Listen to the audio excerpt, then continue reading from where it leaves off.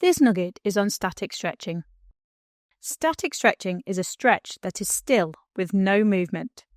This type of stretching involves slowly stretching a muscle to the limit of its range of motion and holding for 30 seconds. Stretching is usually used as part of a standard warm-up or cool-down once muscles are warm. Holding the stretch for 30 seconds is an example of isometric contraction. This is when the muscle stays the same length. It doesn't shorten or lengthen. To prevent injuries during static stretching, avoid overstretching the muscles and always use the correct technique. Static stretching can be a form of training to improve flexibility. It is used frequently by dancers and gymnasts. Active stretching is where the performer stretches on their own. The performer applies force to stretch and lengthens the muscles. Passive stretching is where the performer stretches, assisted by another person or object. The person or object applies external force to stretch muscles. A passive, static stretch still requires no movement, and the stretch is held usually for 30 seconds. These are all examples of static stretching. There is no movement. Some of the advantages of static stretching include: it increases flexibility for all performers.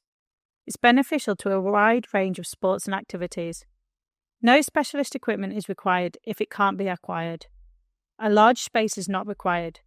It's relatively safe and can reduce the risk of injury when used during a warm-up and cool-down.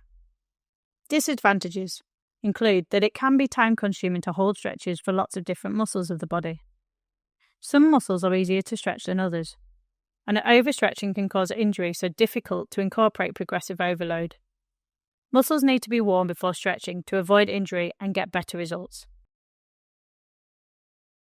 To plan static stretching, the principles of training will need to be met to ensure success. Individual differences, which means it must meet the needs of the individual. Specificity, it must be specific to the working muscles. Progressive overload, progressive targets should be incorporated, but not at the risk of overstretching. Reversibility, knowing that if training stops, effects of training will also stop. Overtraining and rest and recovery. Rest and recovery should be incorporated after training to prevent negative effects of overtraining. Frequency.